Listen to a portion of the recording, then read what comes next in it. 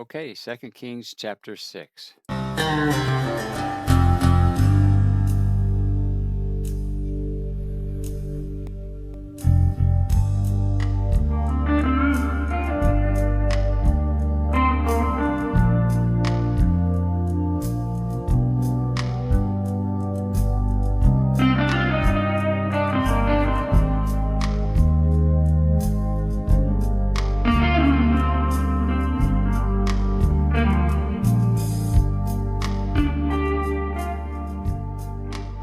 Welcome back.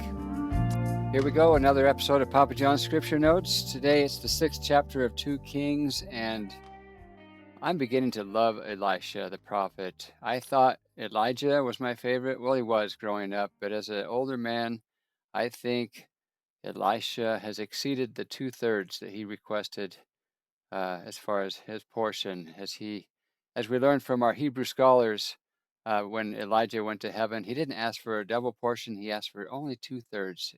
It seems to be a more humble attitude and more consistent with the imagery of Scripture. When you look at Moses and then Joshua, and when you look at Jesus and the Father, just a beautiful insight. Elisha is quite amazing. This chapter, though, takes several. Man, it's combining many storylines. Let's just get right into it. Chapter 6.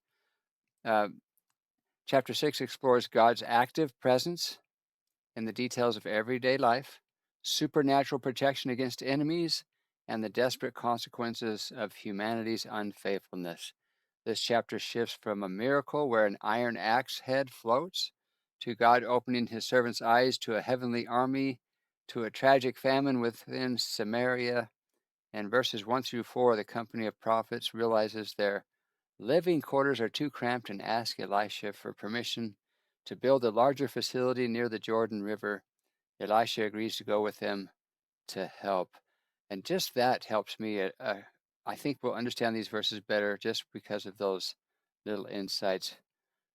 Verse 1, and the sons of the prophets said unto Elisha, in Hebrew, Elisha, Elisha. It's interesting. I'm going to stick with Elisha, but it's just good for us to get used to the Hebrew. I believe, especially when we get to the New Testament, you're going to love that. So the verse continues, behold now, the place where we dwell with thee is too strait for us. Strait meaning confined. Now, as far as this phrase, the sons of the prophets, we've seen that quite a bit in 1st and 2nd Kings. So I Googled it. And you might be asking yourself, who are the sons of the prophets? We keep reading about that term. It comes up in 1 Kings and 2 Kings. Well, according to Google AI, the sons of the prophets were not literally children of the prophets, but were organized communities of prophet disciples. They served as students and followers under master prophets such as Elijah and Elisha. The Hebrew term occurs 11 times, all during the period of Elijah and especially Elijah, and here in 1st and 2nd Kings. I'm sure in time we'll learn much more about this group of disciple type followers as part of the ongoing restoration. I know there's so much information out there. It's actually a fire hose of information on every level, and I'm doing my best to keep up. I love living in the fullness of times as all things are being revealed. Verse 2, let us go, we pray thee, unto Jordan, or Yarden, and take thence every man a beam, and let us make us a place there where we may dwell. And he answered, go ye. And one said, be content, I pray thee, and go with thy servants. And he answered, I will go. And he, meaning Elisha, went with them. And when they came to Jordan, they cut down wood. A little come up for breath footnote. Next, while chopping wood, an iron axe head flies off the handle and sinks into the Jordan. The prophet is distressed because it is borrowed. Elisha cuts a stick, throws it in the water, and miraculously causes the heavy iron to float so that it can be retrieved. So here we go. But as one was felling a beam, they're already calling the trees beams as they're cutting them down. I find that interesting. The axe head fell into the water, and he cried and said, alas, master, for it was borrowed. And the man of God, that would be Elisha, the man of Elohim, He said, "Where fell it?" And he showed him the place, and he cut down a stick and cast it thither, and the iron did swim. Therefore he said, "Take it up to thee." And he put out his hand and took it. Next, the king of Aram, the king of Assyria. Remember, we just had last episode with Naaman and his leprosy. He was a general in the enemy's army, the army of Syria. And here we are at war again. Israel's at war with them. Next, the king of Assyria um, is at war with Israel. Elisha uses divine revelation to repeatedly warn the king of Israel of Syrians' ambushes. Frustrated, the Aramean king suspects a spy, but his servants explain that Elisha knows his innermost secrets. Here we go. Then the king of Syria warred against Israel and took counsel with his servants, saying, "In such and such a place shall be my camp." And the man of Elohim sent unto the king of Israel, saying, "Beware that thou pass not such a place, for thither the Syrians are come down." And the king of Israel sent to the place which the man of Elohim told him, and warned him off, and saved himself there not once nor twice, so even more than just 2 times. Therefore the heart of the king of Syria was sore troubled for this thing, and he called his servants and said unto them, "Will ye not show me which of us is for the king of Israel?" And one of his servants said, "None, my Adonai, O king, but Elisha, the prophet that is in Israel, telleth the king of Israel the words that thou speakest in thy bedchamber." Wow, that's pretty impressive. Papa John has another come up for breath. Let's catch our breath so we know what the next verses are going to be about. It helps with the subject matter, at least it helps me. Upon learning Elisha is staying in Dothan, the Aramean, I can't say that word, Aramean king sent horses and chariots to surround the city by night. Elisha's servant wakes up terrified, but Elisha calms him, famously saying, "Those who are with us are more than those who are with them." Elisha prays for the Lord, for Jehovah, to open the servant's eyes, revealing a mountain full of fiery horses and chariots.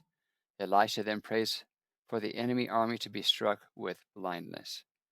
Okay, verse 13. And he said, "Go and spy where he is, that I may send him and fetch him." And it was told him, saying, "Behold, he is in Dothan." Therefore he sent thither horses and chariots and a great host, and they came by night and compassed the city about. And when the servant of the man of Elohim was risen early and gone forth, behold, an host compassed the city both with horses and chariots. And his servant said unto him, "Alas, my master, how shall we do?" So it looks to Papa John like they've actually stepped outside the city and they're watching this attack as if they're not actually being trapped with like everyone else. Verse 16, and he answered, "Fear not, for they that be with us are more than they that be with them."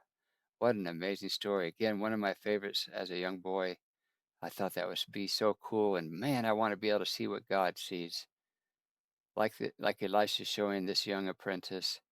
17, and Elisha prayed and said, and he invokes the divine name. I just love it. Yehovah, I pray thee, open his eyes that he may see. And not the Lord, but Yehovah by name opened the eyes of the young man. And he saw, and behold, the mountain was full of horses and chariots of fire round about round about Elisha.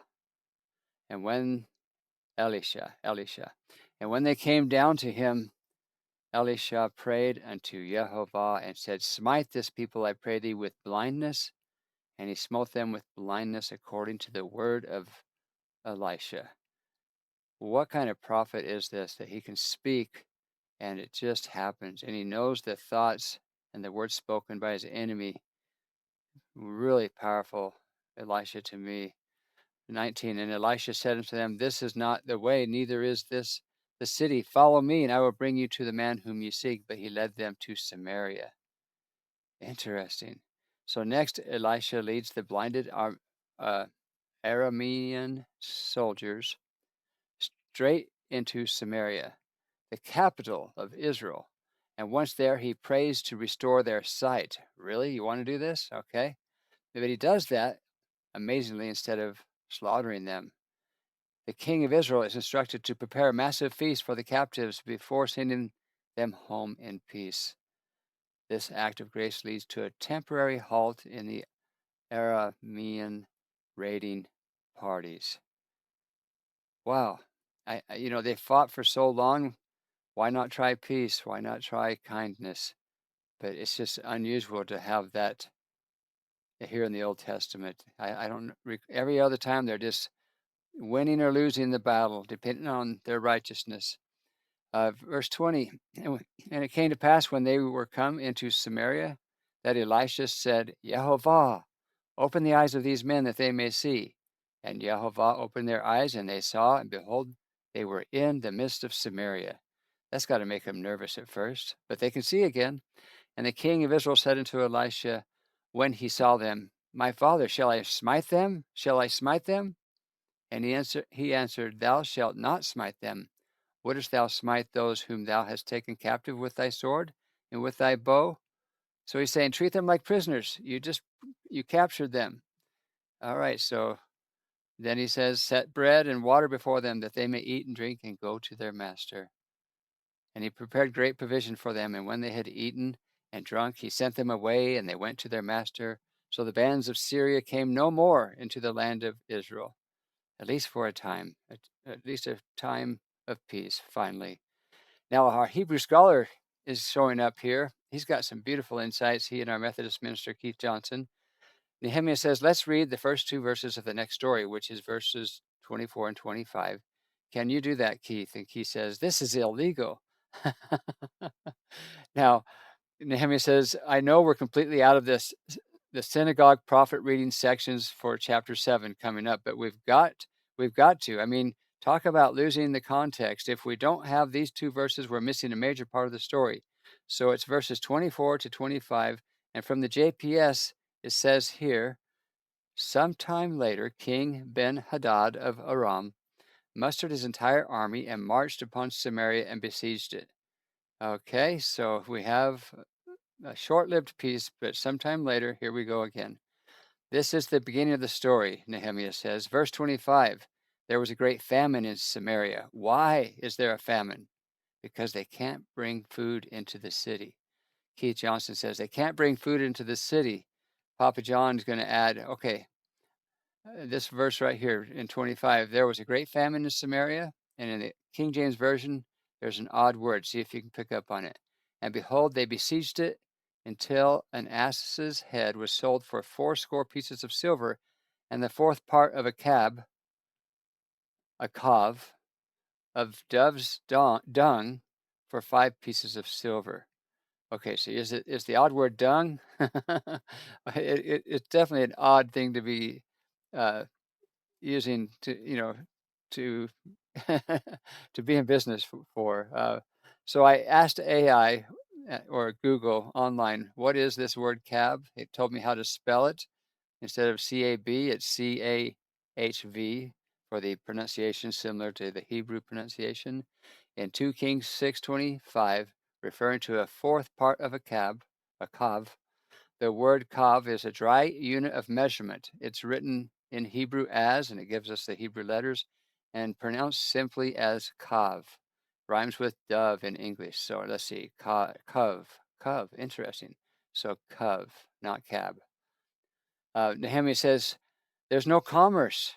That's why there's this great famine in Samaria. And the siege continued until a donkey's head sold for 80 shekels of silver and a quarter of a cov of dove's dung for 5 shekels. Keith, what do you mean? It says seed pods. So in his version of scripture, it's talking about seed pods. Nehemiah says, it says what now? It says seed pods. Nehemiah's like, seed pods? He says, yeah, it reads a quarter of a cob of seed pods instead of dove's dung. I don't know about this, Keith says. Well, Nehemiah says, no, it's dove poop. So again, the King James translators were trying to keep it children friendly with these phrases that are less offensive, and I find it humorous. There, there's so much going wrong in this chapter when we get a little further. I don't know why they were concerned about saying dove's poop, but Nehemiah says, no, in the Hebrew, it's dove poop. So anyway, that's a different discussion. But here's an interesting, this is absolutely fascinating. We have an early example here of an awareness of the concept of supply and demand, which is a central concept in Western economies. The idea was because the siege is so bad, people are going to pay 80 shekels for a donkey's head. A donkey's head isn't kosher. It's not even really anything to eat. I mean, a donkey's head? Not that I've tried, but nobody wants to eat a donkey's head. Not even in China. I don't think well, but here it's 80 shekels of silver and a quarter of a cove of something from doves, whatever it is 5 shekels. Like these are astronomical prices. Why? Because of supply and demand. You can't eat silver, but you can eat these things. They may not taste good. Then we understand the significance of this prophecy here in 2 Kings chapter 7, coming up next, which is where we'll be reading in a few verses later. He's saying, your prices are so bad. He's saying, guess what's going to happen?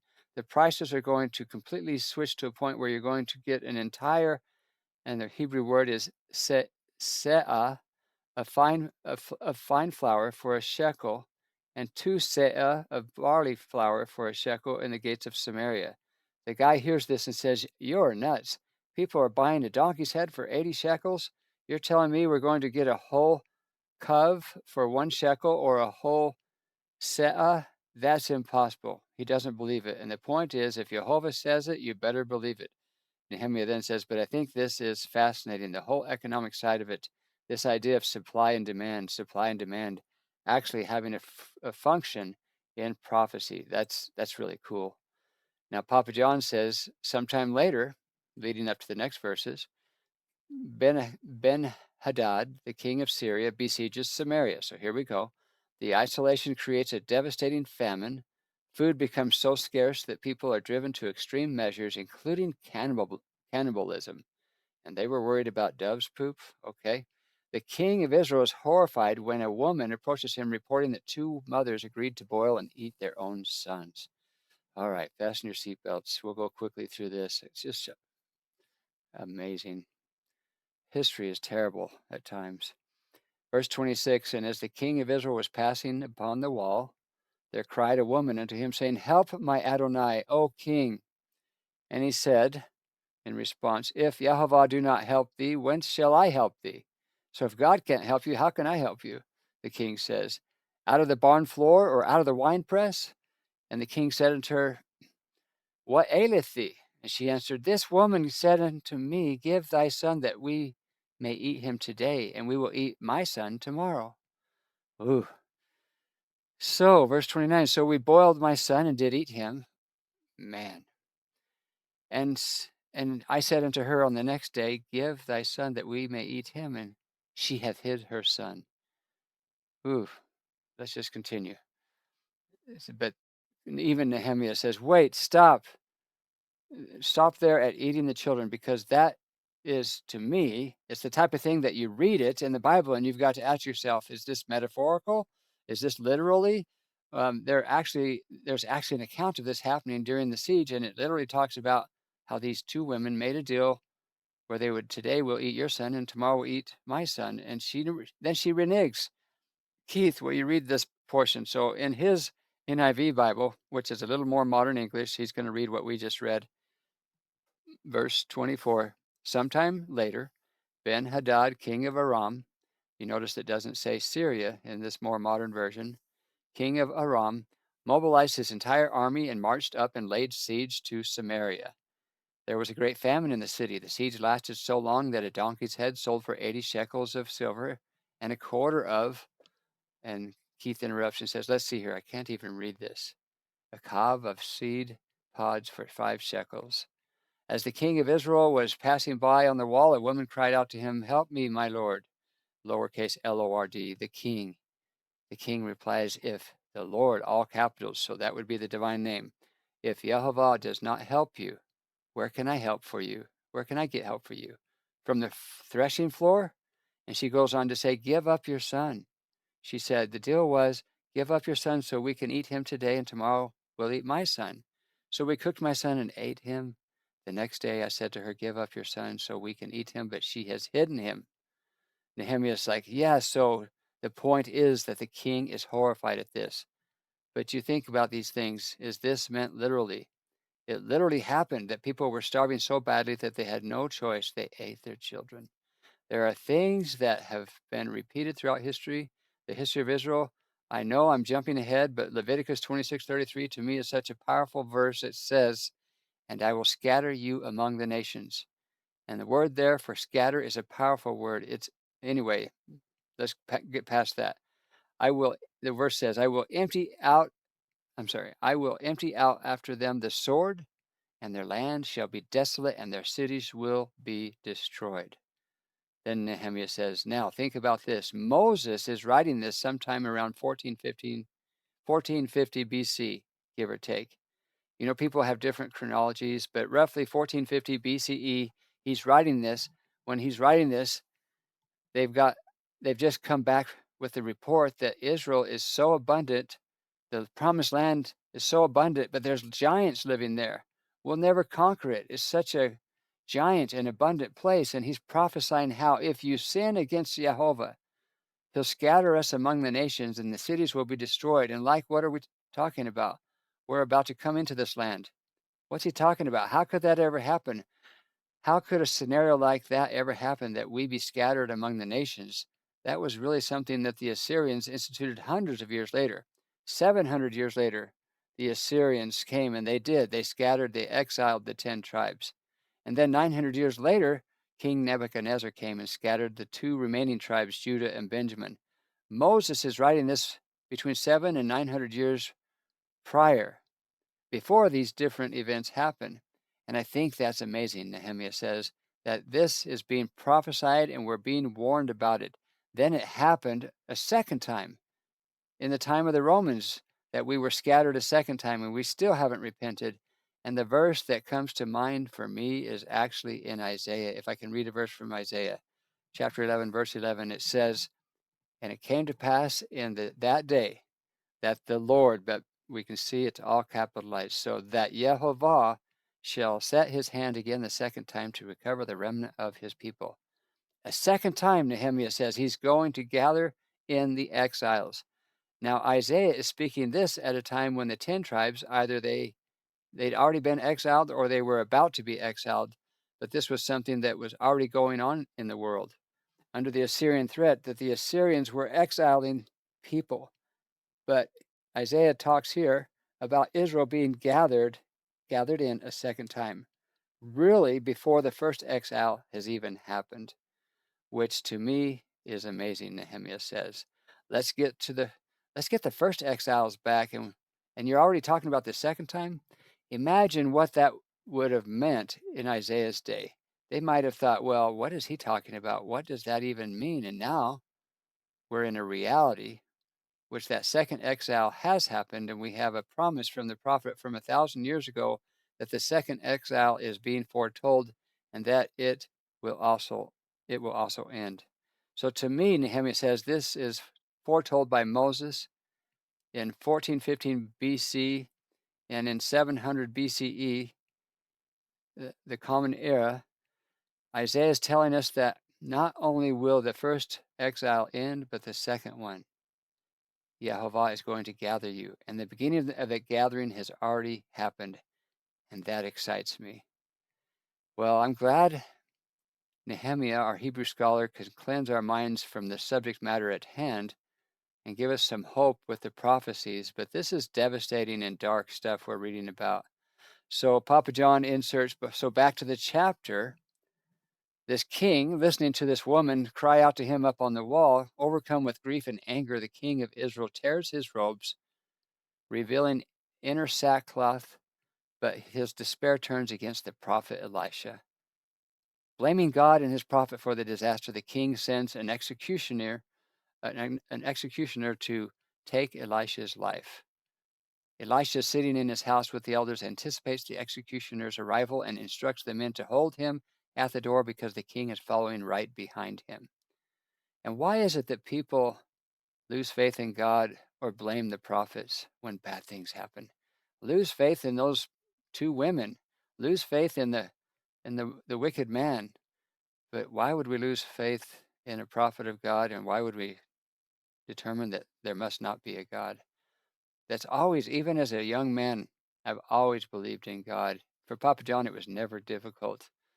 Although I haven't witnessed some of the things that we're reading here, I've witnessed some crazy things and some very hard things to deal with, but nothing like what we're reading about here. So let's continue. Verse 31.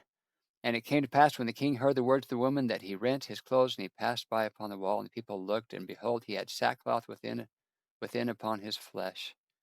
And then he said, Elohim, do so and more also to me. If the head of Elisha, if the head of Elisha, the son of Shaphat, shall stand on him this day. So he's like, we're taking him out.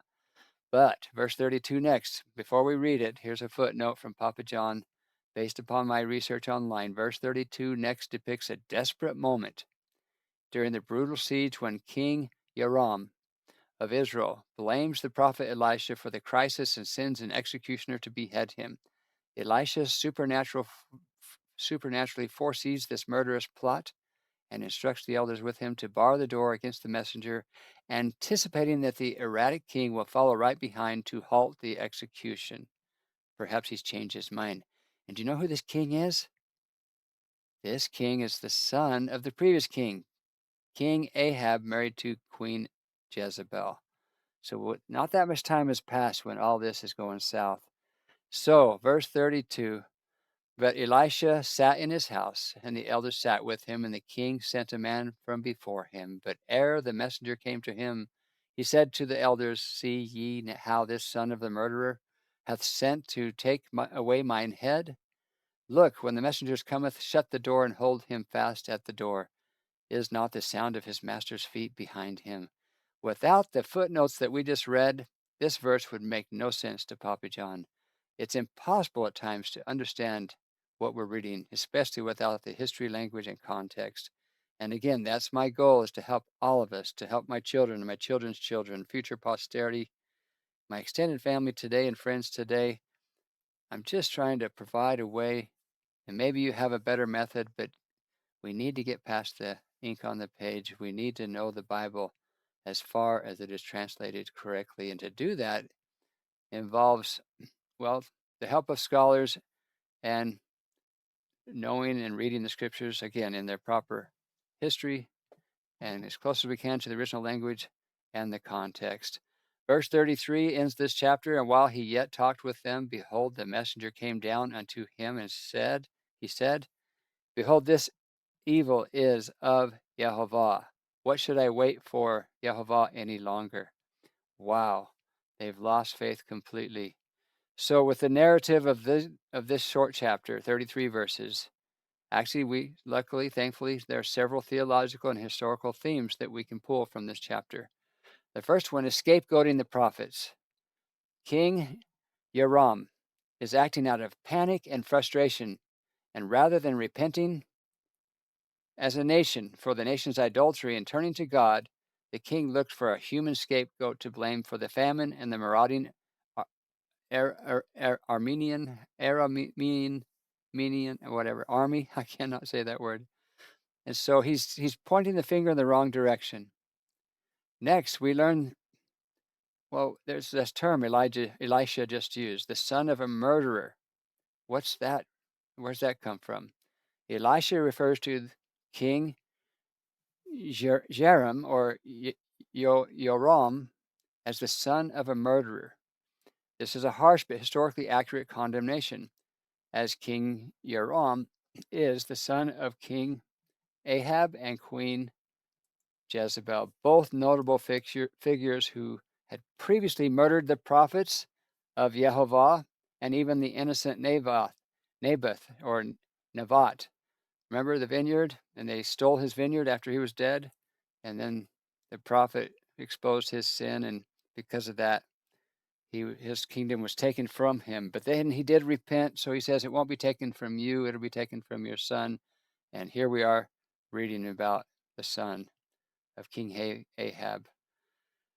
Queen Jezebel. I know it's not part of the curriculum, but I'm going to actually do tomorrow's episode. I'm going to add one more on Saturday about the death of Queen Jezebel because she caused so much havoc. I think it's worthy of our time to know how she ends, since we're knowing how her husband's end came, and we're seeing the end of the kingdom right here. Two more themes from this chapter: divine discernment. Elisha demonstrates supernatural prophetic insight. God reveals the king's plot to him before the messengers even arrive, allowing the prophet to remain entirely at peace in his own home. And then protecting the messenger by telling the elders to hold the door shut and noting that the sound of his master's feet is behind him. Elisha stalls the violent impulse, and it suggests that Elisha expects the king to experience a change of heart, realize the consequences of his actions, and arrive in time to reverse his own execution order.